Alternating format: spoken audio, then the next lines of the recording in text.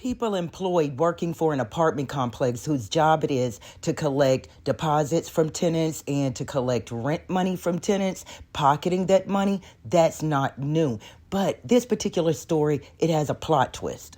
Mashari Mejia pleaded guilty to theft, and she's serving 1 to 2.5 years in a women's state penitentiary in Nevada. Reportedly, Mejia worked with 2 other people, and there was a total of 8 apartment complexes where they stole deposit money and rent money.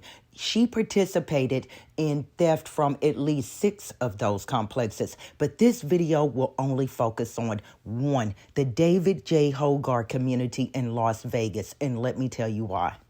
February 1st, 2022, Global Management, Inc., which manages the David J. Hogarth Community Apartments in Las Vegas, said that it sent out a memo to every tenant stating that rent could only be paid by credit card or debit card. However, tenants continued to pay rent in various forms. They paid by money order. They paid Cash App. They also paid in cash.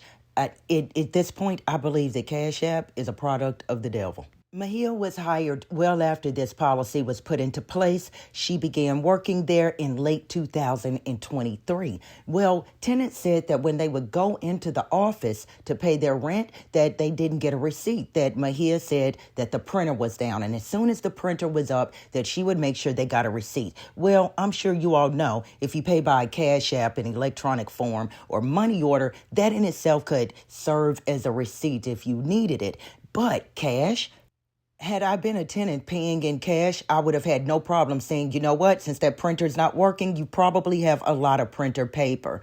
And I'm not picky. I don't care if we tear a sheet of paper out of a notebook, use a napkin, whatever you got to do. Send me a text message or an email right now, but I need something in writing stating that you just received my rent money in cash. But that's not even the plot twist. The plot twist is that Mejia, she owned her own business, okay? So she accepted forms of payment outside of those that I just mentioned. Reportedly, people did her hair in exchange for paying rent. Dora LeGrand, asset manager for Global Management, Inc., she said that some tenants actually paid their rent in food stamps. And Mejia, she owned her own business, A Taste of Cookie, it was called. And some tenants made their rent payment out to A Taste of Cookie. And no, A Taste of Cookie was not a subsidiary of the David J. Hogarth Community Apartment Complex. And no, Mejia did not own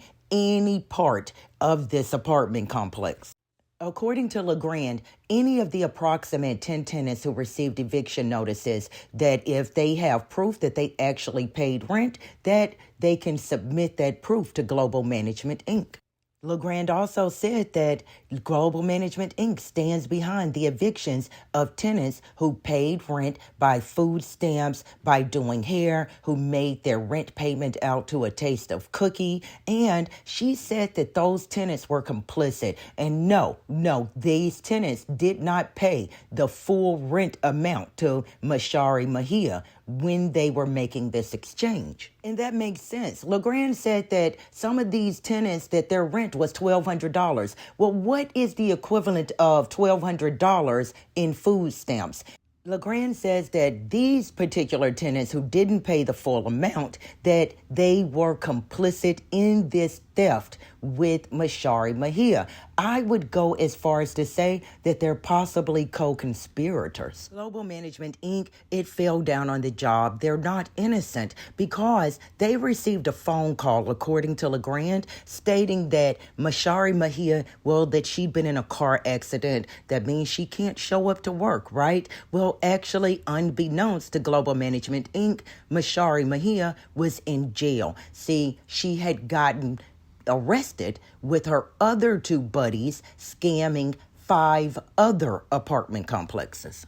So not only did Mejia's employers not know that she was in jail for stealing rent deposits and rent money, tenant Sadie Parker said that she got a 7-day eviction letter October 30th, 2025.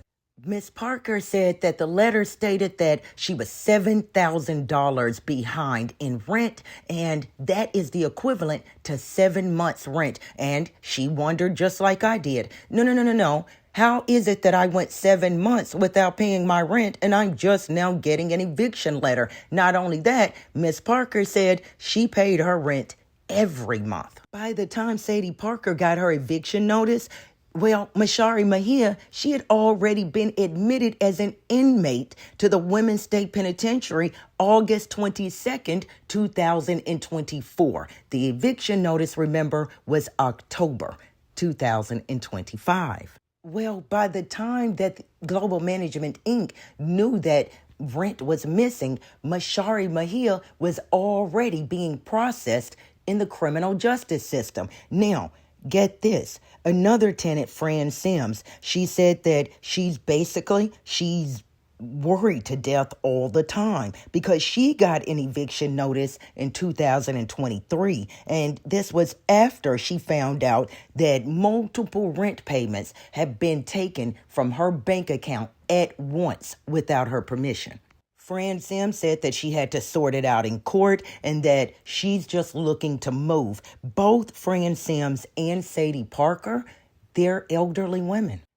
What do you think about the people who paid less than the full amount of rent by doing Mashari's hair and by making their rent out to her business, A Taste of Cookie, paying in food stamps? Do you think that Dora LeGrand is right and that they're complicit? Or do you think it rises to the level of actually participating in the theft from the apartment complex? I'll be clear. I'm not arguing that more arrests are needed in this particular case because I think getting evicted, having to find another rental, having to pay another deposit, I think that that's its own form of punishment in itself. But what do you think?